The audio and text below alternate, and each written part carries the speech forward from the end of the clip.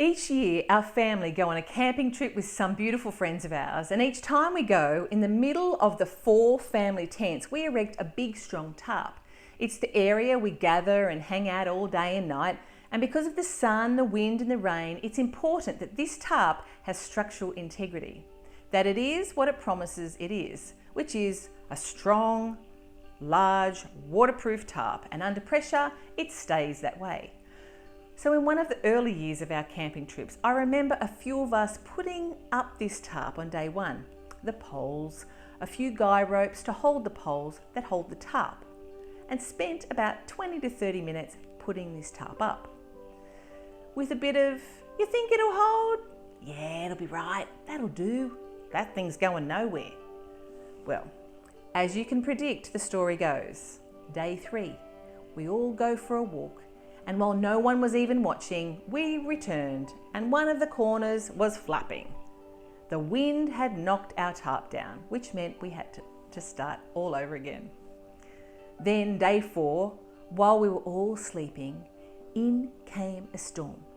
Next minute, 3 a.m, everyone's out of their tents, running around in the dark, trying to save our very important community area.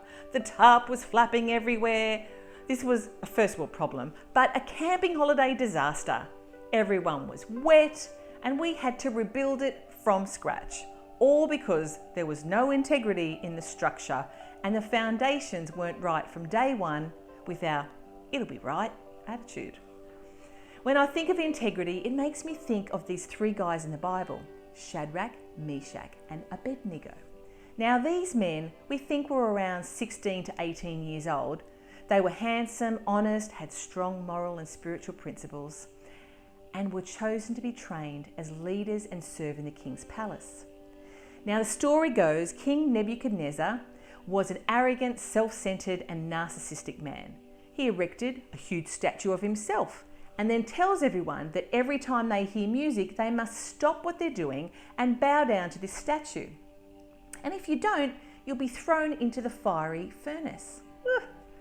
Now I say it like it's from a storybook, but I can't imagine being in that community at that time, knowing if I didn't bow down to the statue, I would lose my life in the most horrendous way. Now, these men loved God. They had power and influence, but refused to do this. It says in the book of Daniel, they were willing to give up their lives rather than serve or worship any other god except their own. Now, that's integrity. They said to the king, "If we are thrown into the blazing furnace, the God who we serve is able to save us. He will rescue us from your power, your majesty. But even if he doesn't, we want to make it clear to you, your majesty, that we will never serve your gods or worship the gold statue that you have set up." So then, these men fell into the furnace with their hands bound. Nebuchadnezzar then looked into the furnace and said, "Didn't we just throw 3 men into the furnace?" To which the soldiers said, "Yeah, we did."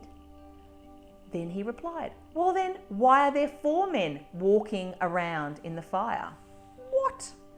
Not only did these men not die instantly, they were walking around and someone had joined them.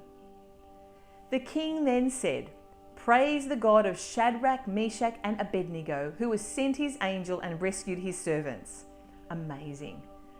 Then the king went on to decree that if anyone says anything against the God of Shadrach, Meshach and Abednego, they would be cut into pieces and their houses be turned into rubble, for no other God can save in this way.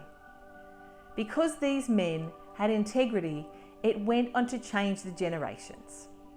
But these men didn't just decide on the day, should we or shouldn't we bow down to King Nebuchadnezzar? I think if they weren't sure of what they believed and it wasn't rooted deep in their heart, I'm not sure how easy it would be to stand up to that challenge. But the foundation of their life was one that meant that whatever rain, wind or storm hit their life, they were able to withstand whatever was going to happen. Integrity is about being honest all the time, having strong moral and spiritual principles. You either have it or you don't. You can't just have it when it suits you. Having it gives you strength. Being known to have it gives you power. Now about the tarp. As the years went on, we realised that we needed to buy stronger poles and guy ropes and spend the time investing in the foundations so that it would withhold anything that came its way.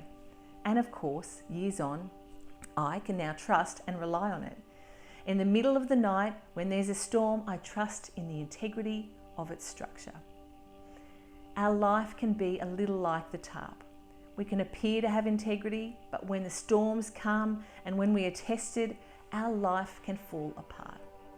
In Proverbs 27, it says, "The godly walk with integrity. Blessed are their children who follow them," changing generations. Do you know how you will face your next storm? With strong foundations and integrity? Do you have faith in the God of Shadrach, Meshach, and Abednego, who they trusted despite the outcome, that gave them a foundation to live a life of integrity, living out truth and standing up for what you believe in, whatever the cost?